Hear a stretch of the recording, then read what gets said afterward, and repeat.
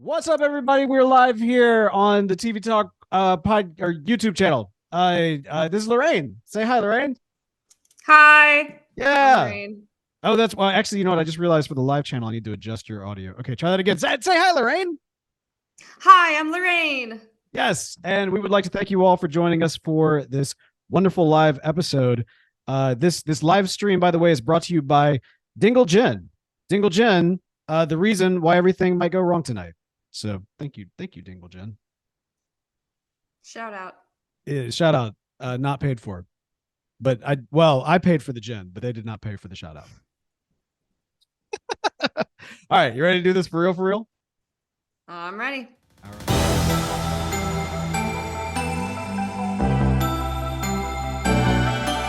Broadcasting glorious purpose across the interdimensional airwaves. This is Bo, aka Loki variant HTJM84. And Lorraine, aka Loki variant RDJM91. And you are tuned into the most mischievous show in the multiverse where we're talking all things Loki.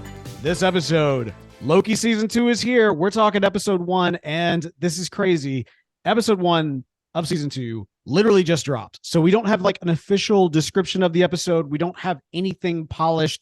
We are coming at you right now live with our fresh perspectives and thoughts and feels on this episode. And when I say we're coming at you live, I mean, we actually are broadcasting this episode live. In fact, if you check out the TV Talk YouTube channel, there's all kinds of stuff there, but you'll also be able to find some live broadcasts of the Loki TV Talk podcast. So be sure to check that out.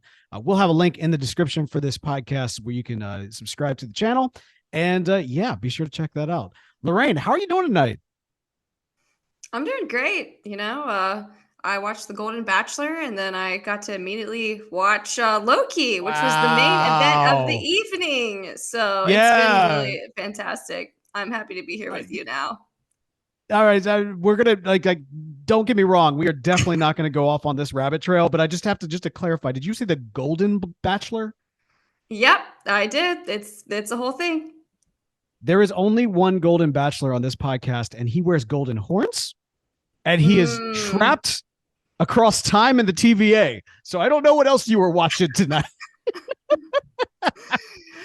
But I need you to focus that Taylor Swift is dating that football player. So everybody's talking about that for some strange reason. Energy. And we need to focus on the time travel shenanigans that was this episode of Loki. Can you do that, Lorraine? I'm all in. I'm all in. I've moved past the Golden Bachelor. I'm all in on the main golden man here. We're here to discuss. That's right. That's exactly right. By the way, should we address the fact that we're wearing horns, or is it way cooler just to not even address it? What are you talking about? Exactly. That's exactly right. All right. I'm so stoked. Let's get into the rundown. The rundown. Every single week, we're going to be talking about what happened in the episode. And of course, we've got a lot to talk about right now. Off the bat, I mean, I was shocked because as much speculation that came after the end of season 1 as to what does this mean? How does the TVA change? I thought they said time doesn't, works different in the TVA. Like, what's going on? Oh, that's Kang. We get this like complete bait and switch, something that I have not seen any speculation on at all, which is that Loki was not, in fact, in a new variation of the timeline, but in fact, sent back to the past, to the the primordial TVA, if you will, when theoretically, at that point, He Who Remains was establishing what would ultimately become the TVA. I was shocked when I saw that. Yes, I definitely did not expect it to be along the same timeline. I think I'm still processing that fact that same timeline, different time. Yes, actually genius the way that they're doing this, because I felt like that was the one big swing that the end of the season 1 made that I couldn't quite like. I was like, oh man, if they take away the uniqueness of the TVA existing outside of time, that kind of, I don't know, it makes it too messy. And interestingly enough, it makes it very messy to maintain that, but it makes it far more interesting at the same time, especially with everything we know. There's almost like a question. So let me ask you this before we get too deep into it. Have you seen Ant-Man Quantumania? Yes. Okay. So let's just presume for the listener as well that you also have seen Quantumania, but if not, this is going to spoil, like, we're going to have to talk about what happened in Quantumania. So if you don't want that spoiled, I don't know, you probably shouldn't be watching Loki season 2, honestly. Go watch Quantumania. It's not the best Marvel, but at the same time, it's relevant. So go check it out. But no, with Quantumania, it almost begs the question, did the defeat of the Kang that we saw in Quantumania, was that even the Kang that we'll be dealing with in the future? Or was that perhaps an earlier version of He Who Remains? You know what I mean? Like, because we saw the TVA wrecked, but now with what we've seen in this episode, I'm almost wondering if rather than Loki season 2 being kind of a precursor to Ant-Man, what if now Ant-Man, everything that took place in the quantum realm actually happened in the far past? You tracking with me? Yes. So it happened along the same timeline, but at a different time. So it was a previous version of He Who Remains. Right. Exactly. Before he established the TVA.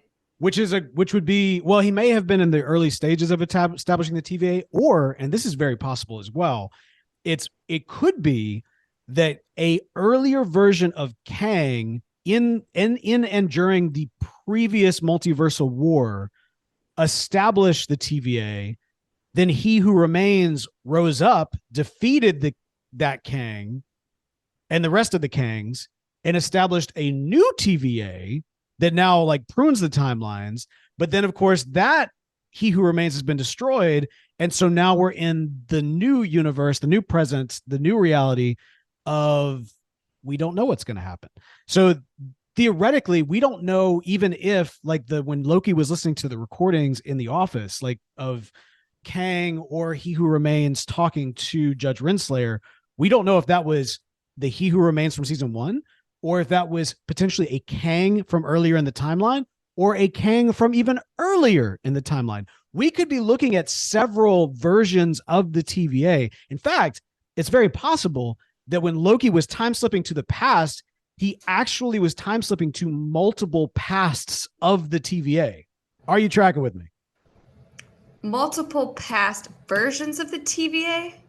Yes. So before it was established as it was in season 1. Right. So when he was talking to Obi, which, by the way, great character. We're going to talk about Obi in just a second. When he was talking to Obi in the past, that was 400 years in the past, right?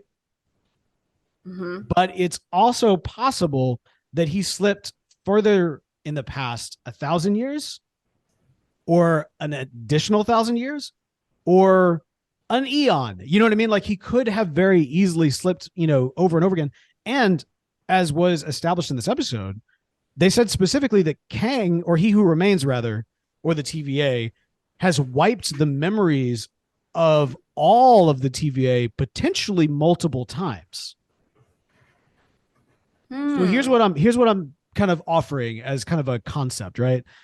Is that during the multiversal war, all of the Kangs, the Council of Kangs, they're warring against each other for like timeline supremacy. In the end, like during that time, one conqueror version of them ends up like being this mastermind behind the war, and establishes the TVA as a means of maintaining his own timeline while also creating this chaos. Then amongst the chaos, one of his variants, He Who Remains, rises up, defeats that Kang, takes over the TVA, establishes himself as the new leader of the TVA with kind of the shadow council of the 3 alien dudes. And then eventually he gets tired of it. 2 gods of chaos pop up on the spectrum of the timeline, and he decides, you know what? Let's let the chaos come back. Like, I'm all for it. Let's bring some Loki into the mess. That's season 1. So I'm saying that what we're presented with in the obvious is that there was a TVA before the TVA of season 1.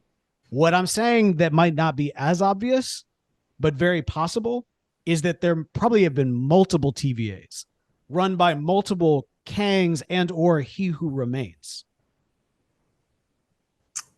But all along the same timeline? Yes. Okay. In the timeline of the TVA, which is, it's a Bear Me Jeremy. Jeremy Bearimy. Jeremy Bearimy. Thank you. Yes. Yeah. Okay. You're not totally So cross-eyed yet. Yeah. Just trying to keep up here. All right. Maybe I went too deep too fast. So my apologies. We jumped straight on into the deep end of like time travel theory, and I apologize for that. But at the same time, that's exactly what this episode did from the very beginning. Yeah. Freaking Loki pulls a Attack of the Clones, jumps out the window, rides in the flying car, creates a crack in the floor. Suddenly, where it's all revealed that he's in the past, and our minds are blown. Yeah, it really didn't stop from the first moment for me to go, what's going on here? And now here we are. Okay, all right. So you've gotten my kind of first initial takes on the way that my brain works. But no, I want to hear your thoughts overall before we kind of dive into some of these other characters. What were your thoughts on the episode? I just had a lot of questions. I mean, I really enjoyed all the stuff with like the repairs situation, repairs and what was it called? Repairs and Was it acquisitions? I don't know. I just remember it was Obi. Advantageous, something like that. Yes, with OB, I really loved all of that exchange and really found it fascinating how he was like, oh yeah, that did happen. And it shows it happening 400 years ago. Right. Any moment of like good comic relief in the middle of all this chaos, just always my favorite. Oh yeah, no, the Morbius and Loki exchange of like, how does it look? It's like it looks fine. It's not bad. It was terrible. It's awful to look at. Yeah, and the skin question mark. That was great because like initially you think that like him drawing that in is just like a blink and you miss it gag, and then it ends up being a relevant plot point. Yeah, then it's like, oh, we're in the future now. Right. That's like the thing that ties into the fact that it's the future. Skin. So that was fantastic. Great. But at the same time, like that, I mean, like the way this episode was shot and the way they structured it so that you relatively instantly knew, okay, now we're in the past, or okay, now we're in the future. Now, for me, I thought that was really well done and what like very kind of easy, quick communication. Now, I'm typically thinking fourth dimensionally anyway, so I'm kind of curious. Were you able to kind of keep up from that standpoint? Was that a success for you? As far as that whole section, I could follow that pretty well. I think when Loki first started time slipping and then we heard like the recording, I was pretty confused. I was like, is this recording coming from the future? Is it coming from the past? Is it coming from the present? We don't know. We don't actually know. That one scene, if I'm remembering correctly, like there is in the back of the wall, it does show the Kang faces, but in the present, Loki removed that wall, or at least sections of that wall. So from that standpoint, we could have in that moment either been in the future or the past. That's probably the one scene they left ambiguous. And you got to like, given how intentional they were about every single scene, you got to imagine that was intentional. You know what I mean? Yeah. But I definitely didn't think, oh, this is supposed to be ambiguous. I was like, I'm supposed to know what's going on here. And I can't tell if it's the future or not. Or the past. I think that one they left ambiguous for a reason. And I think we're looking at some story structuring that is being masterfully done on a level that, frankly, Guardians 3 notwithstanding, we really haven't seen in the MCU since Loki season 1. And it gets me super stoked for where the show is going and what they could be doing overall. So yeah, okay, that's interesting. That's interesting to note. Let's talk about Obi for a second. This individual right here. Love this actor, of course. First familiar with him from as Short Round back in the old Indiana Jones days, making a massive comeback in his career with Everything Everywhere All at Once. And of course, here now on Loki and some other projects as well. Fantastic, instant likability, which is always great. But then beyond that, like he has this like, it's like, yeah, huh.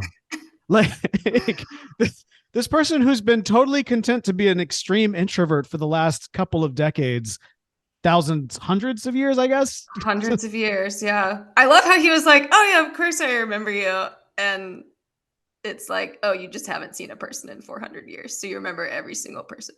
Well, but that's the thing, right? They instantly establish that Obi has a flawless memory, right? Because of course Mobius is like, oh yeah, no, I was totally here. Yeah, wow. And he's like, oh yeah, no, you came down. He's like, oh yeah, and then we hung out. And he's like, no, you left instantly. Like that. It's interesting that they would show us that right before Loki going back in time and having the conversation with him, because there is kind of this question of like, as long as Loki's in the TVA with the time slipping, is he, or perhaps was he, because he might not be able to after what happened at the end of this episode, was he actively able to change the timeline? Or was it literally like, oh no, I'm just remembering this happened? Or are you only remembering it's happening because the timeline is actively being changed? That seems to be the rules that they established in this episode, but I don't know. Thoughts? So is he changing the timeline but going back in time and being like, I'm going to call you OB? Or well, no, that's a good point, because Obi like wouldn't have had the nickname that he told them before Loki went back in time had they not said that. That is where it gets really loopy, because Loki didn't independently think, oh, I'm going to call you OB. He heard that they call him OB in the future. They went back in the past and called him OB. And he's like, oh, I like that. So that's where it's like, what's going on here? Yeah. What's the old oh goodness gracious, the Oracle from the Matrix? What's really gonna, melt your brain later is, would you have even broken it had it not said anything, right? Like it's the time loop. But what I think is kind of interesting, and I know we're going like super deep into the time travel, but I feel like we have to, given the nature of like this episode. Indeed. They spend a lot of focus on the symbols on the floor of the TVA. Yes, they do. 3 symbols that kind of make up that logo. Did you pick up on that? It looked like a time turner. There's like a oh shoot, what do you call those things? Sundial. No. What do you call those things? Hourglass. That's what we're thinking of. Yeah. So there's an hourglass, a dagger, and a mask, essentially, that make up that logo. The dagger instantly makes me think of Sylvie. We'll swing back to that in a second. The mask, I don't know. Maybe He Who Remains, given the fact that like he was kind of like the mask of all of this, is kind of shrouded under, the mask of kind of the alien dudes, the timekeepers. But then the hourglass, instantly you look at that and think, oh, well, time. Except the hourglass is drawn like an infinity loop, which makes me wonder if the TVA is that infinity, is just like with Obi not having his nickname until Loki said it, but Loki only knew it because, Obi said it to him. I think what we may see is a reveal that the TVA is truly a full infinity, existing as a Bear Me Jeremy, essentially outside of kind of the prime timeline. So it's outside of the sacred timeline. Well, yeah, because they've got the time loom, so which is where they're creating the sacred timeline. But the way it's able to exist outside of the sacred timeline is that it exists as this self-contained loop like that. And that's why everyone says time's a little different in the TVA. Exactly. And if you go with like the concept of kind of the infinity loop, I would say that central point is what we're experiencing in this series, is kind of the Lokis, the Sylvies, like all coming together to create this, point at which it all forms again. This is my theory. I don't know. Could be crazy, but I think I might be onto something. I can see it. It definitely is getting really loopy. One question I have is when Obi's like, there's no time slipping in the TVA, and he's so certain in it. And it's like, okay, were you just told wrong information? Was this just like propaganda that you all were told? Or are you actually not in the TVA? Well, okay, so that's interesting. let's like the second one. Are you not in the TVA? I think they definitely are in the TVA. I think it's more likely that the propaganda machine, the company, the industry that basically runs off of propaganda, probably maintained that propaganda. But I think so Loki says specifically that this kind of started happening because Sylvie pushed him out of the end of time using a time pad not from the TVA, but specifically from He Who Remains. Mm. And so instead of like the little, Nintendo Switch looking thing, like he was using that dial with kind of the cracks on it and everything else. And the dial, for those of us that stayed and watched the end credits, because there was an end credit scene on this one, if you're watching the full credits, you'll notice they included a lot of new stuff in the end credits, and one of which is a big focus on that dial. So what seems to be the case is something related to the fact that Loki was either transporting from the end of time or that he was using technology that created the technology that the TVA uses. Like the TVA shouldn't be able to like time slip, but we're dealing with a power above the TVA. You know what I mean? Yes. Is it above the TVA or is it the founder of the TVA? Yes, and right? Mm-hmm. I think so. Hunter B-15, like still remains kind of like this big question mark of like who her character is. Like we don't actually, Miss Minutes over here just thought that I was talking to her. You notice how they made Miss Minutes kind of Alexa? Not you. Like we'll just ask Miss Minutes. Okay, so I can't talk about, how we all have this device in our house that has a name, and then when we say that name, that thing responds to us, then typically tells us that we could subscribe to Amazon such and such. That's Miss Alexa? Minutes. Don't say the name. I meant, hey Google. Oh my goodness, great! Don't say that. My phone. Oh gosh. Okay. All right. They're all going off right now. My point is that Miss Minutes is that in the TVA. Anyway, Hunter B-15 though, we don't know much about her yet. We do see that basically there's a bit of a civil war that's kind of brewing within the TVA. You essentially have the Minutemen that are on the side of these new judges that we're introduced to, and the Hunters, who, like Hunter B-15 and supposedly others, are being made aware of the fact that, what do they say? Their gods are dead, and everything they've been told is a lie. And so they don't know what's right or what to do. Hunter B-15, clearly she does not approve of the concept of pruning. Loki, on the other hand, does see the value in it and recognizes if we don't prune, we get a multiversal civil war. And it makes Loki a greater villain than Thanos when you think about it. If his end game is that he wants to prune all of these timelines again, like he's literally destroying like an infinite number more lives than Thanos did for the sake of like preserving a few. And so from that standpoint, he's usurped Thanos as the greatest villain in the multiverse while also being the greatest hero of the multiverse by saving us all from Kang. Very Loki, very fantastic. Wow. But I do wonder if this is going to put B-15 in direct conflict with Loki. Yeah. I feel like I'm like melting your brain left and right. I'm sorry.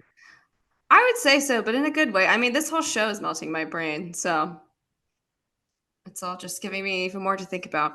No. Like go for it. What's your thoughts?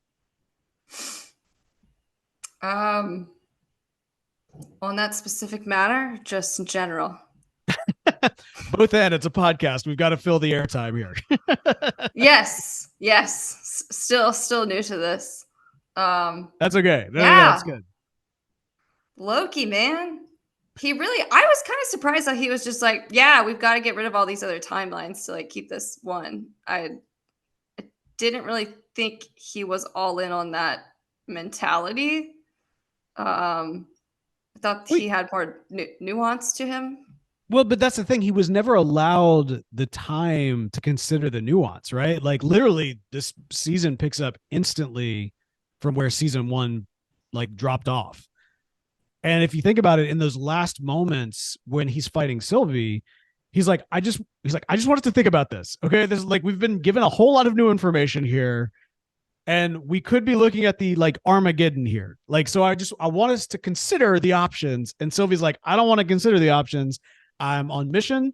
I came here to kill this dude. He's right there. He's going to let me kill him anyway. I'm going to just kill this dude because that's what I came to do. And he's like, no. I just want to, I'm not saying don't kill him. I just want to think about it. And then she's like, nope, kicks him through a time portal, and he starts time slipping. So I feel like he's still in the process of trying to figure out what is right. Yes, like which is the greater evil, the greater threat to all of mankind. Mm-hmm. What do you think about these new judges? I think that there is a lot going on with these new judges. I think I'm really sus about the new guy. His name is X5. X5, yeah, one of the new judges' favorite boy. Mm-hmm. Yeah, I'm like, why didn't we see him in season 1? If this is the same timeline. Well, so Mobius says specifically, we don't see you all that often, which kind of implies that he still existed in season 1. We just haven't. He was just in the background. Well, he's playing a real big part in season 2, and I really want to know what's going on there. Okay, I may be reaching here, but did you notice like a lot of X's in this like episode? Like X5, other people named X. Well, so like there's X5, but then there's also like the rooms downstairs all have like big X's on them. In fact, the room to get into the temporal loom, or like the observing room of the temporal loom, it looked a lot, and I realize I'm reaching, but it looked a lot like Cerebro from the X-Men movies. Patrick Stewart, early 2000s. It had a big X to get into it, and like a bubble where you actually look through it. Wow. That is, I would say, a reach. Okay. You may be onto something. Well, no, it's fair. It's a reach. I recognize it's a reach, but at the same time, I mean, I don't think it's too spoilery to point out that like the next Deadpool, which is in the X-Men universe, the next Deadpool movie is going to be very directly tied into Loki. Like Mobius is a main character, if I'm not mistaken, in that movie. So I don't know if it's just a nod, or I mean, I'm not saying that the time loom is Cerebro. That'd be crazy. But I'm just observing the X's. I see an X next to a number. For me, it just makes me think of the Weapon X program from the comic books with Wolverine. X-23, who is the young lady that is Wolverine's clone daughter. Like, so it's hard for me not to make connections there. Okay. Wow. When you said X, I was thinking, oh, maybe this is the 10th version of the TVA. That was the direction I was going in. Oh, I don't know. That gets into what I was saying earlier. That could be it. By the way, you have to verbally respond, because it's mostly audio that people will be engaging with us. So I'm sorry. I do a lot of nodding. All right. Yeah, all right. Nonverbal communication doesn't work on an audio podcast. Sorry, we're on YouTube, right? Yeah, but I mean the YouTube. Nobody's gonna check out the YouTube. I'm an audio first guy. I always have been an audio first guy. I'm only just recently exploring like the video. So yes, it could be a versioning thing, and we could be in the 10th version of the TVA. Wow, you just blew my mind. I dig it. Who knows? Okay, all right. So this kind of gets into some pretty major speculation that we want to dive into. But before we do that, any other thoughts about this episode, kind of holistically? Any kind of questions or things that jumped out to you? Oh. I mean, I have questions, but my questions are followed by theories, which I know we'll get into later. So. All right. Sounds good. Well, in that case, we're about to be jumping into Stabs in the Dark. We're going to take a quick break. We'll be right back with some Stabs in the Dark. All right, it is time for some stabs in the dark. That is where we take the information that we got from this episode and we speculate like crazy. This is not based on any spoilers. We have no inside knowledge. We are not that like professional or hooked up in any kind of cognitive way. We're just two people on a podcast speculating like crazy as to what's going to happen next week. So if we're right, it's totally because we got it right. And if we're wrong, then it's totally because we got it wrong. So there you go. That's Stabs in the Dark. Okay. Here's my theory. And I feel like it's kind of obvious. So I'm not trying to like claim this is my own, right? We've got these new judges. Yes. Yep. We got the older lady that has, and I don't want to be disrespectful here, but like she's rocking like the T-Rex hands. You know what I mean? Like she's got that T-Rex kind of like, vibe with the way she carries herself. Right? You got to validate me at this. You know what I'm talking about? Yes. Okay. Yeah, I think of her as like the head judge. Yeah, the head judge. That's a good, yes. So the main judge lady, you got her. Then you've got sleeping bald old dude who was nothing in this, right? He really did sleep. He just slept right on through it. Then you've got this other new judge lady who we are just now meeting for the first time and also seems to be like aggressively leading the Minutemen to go after Sylvie, who also seems to have an affinity for X5, her like special like favorite boy guy who she's like putting her head up against and everything else. So my theory, go ahead. That gave me mother-son vibes. Definitely mother-son vibes. So here's my theory. And again, it might be very on the nose and to some extent obvious. And I'm sure a lot of people are thinking this too. That judge lady is Sylvie. As I have argued before, I think she's our Sylvie. I think she's our Sylvie from our Sylvie's future, which is technically currently our present. I think that head boy guy is the child of Sylvie and Loki. And that's why we're getting sun vibes there. By the way, Loki from Norse mythology had several children, most of them animals from that are all over the place. But I'm thinking this could be like Narfi or Nari, or like there's like two children that the Norse god Loki had with I think like Saijin or Sinji or I can't think of the name. It's not Sylvie, but like there's like an S in there. You know what I'm saying? So I'm saying, what if X5, who, because again, like you can't hear X and not think in the Marvel terms of like X-23, who is the daughter of like Wolverine. So like there's a lot of kind of winks and nods and nudges and pay attention type stuff, right? I'm thinking that dude is actually Loki and Sylvie's son. That Loki has not yet, our Loki has not yet fathered in the timeline, perhaps, but maybe he has. I don't know. We didn't see everything that went on in between the episodes, but I don't think he's fathered that son yet. But I think that's an older version of Sylvie who's been in the TVA, and it all goes to the whole fact that the TVA is one big bear me Jeremy. Wow. Yeah. I definitely picked up on that woman. I'm pretty sure she's Sylvie vibes. But I did not think about the fact that she and Loki might have a child. I just was like, oh, this is mother-son vibes. But man. Who would be the father? I mean, Loki and Sylvie are kind of the same person, so that's kind of crazy. Well, like I said, Loki in Norse mythology has had multiple children, most of which animals. Like, or animals, fathered the world serpent. You know what I mean? It's not that crazy. Yeah, I can see that. He seems really devoted to his mother. So he does. Makes you wonder what happened there.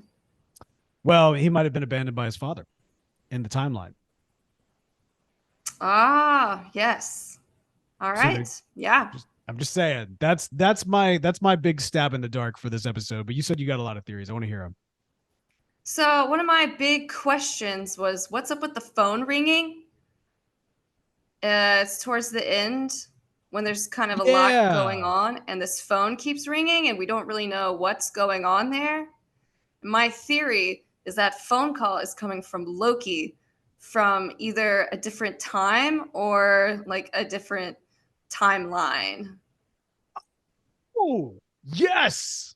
And I think Yes. I further think he's going to be calling and saying, like, hey, like, kill Sylvie if you see her, or something like that. But he doesn't He's answer going the to give phone some line. sort of, he doesn't answer. But what if the call isn't meant for him? If it's meant for Sylvie. Because he knows she's going to be there. He knows she's going to be there. And he wants to give her a message. That's genius. That's it. That is genius. That's exactly what it is. I mean, the phone it was ringing and no one was saying anything. And I had no context. And I was like, that's weird. And I know. And he was walking super slow for somebody who only had moments to make sure that Mobius could keep his skin.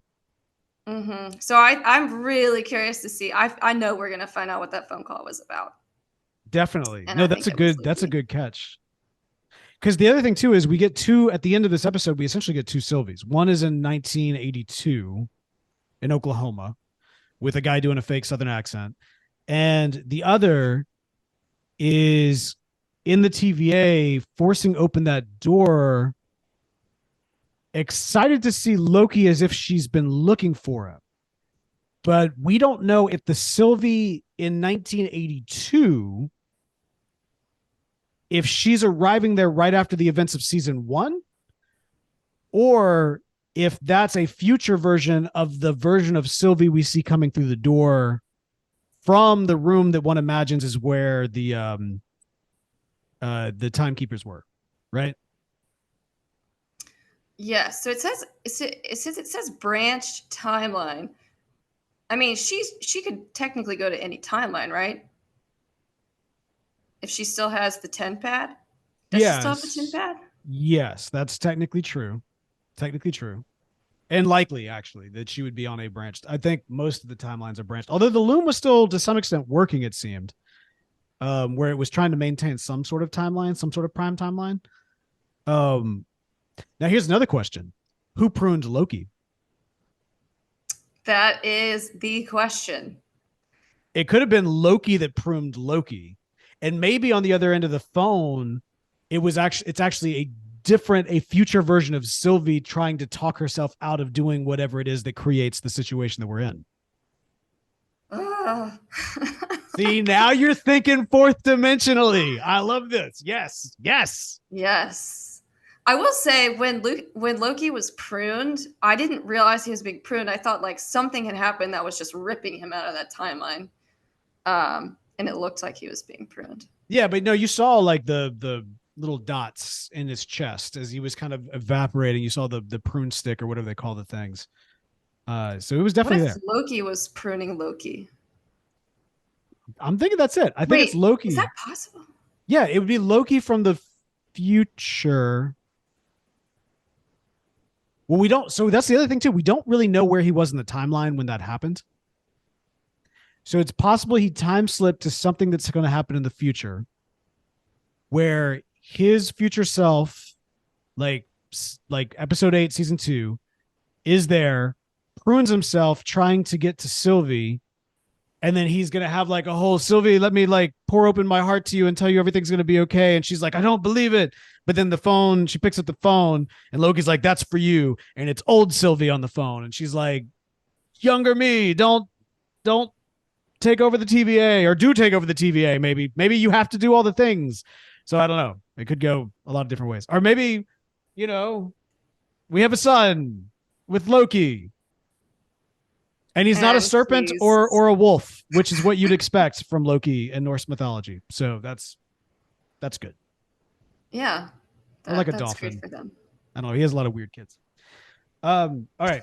Other theories? That's a good one. Yeah, just gonna throw out the wild theory that they're not actually in the TVA. Where? Okay, so you've said that before. Where do you think they are? I don't know. This isn't the Matrix. You know this isn't the Matrix, right?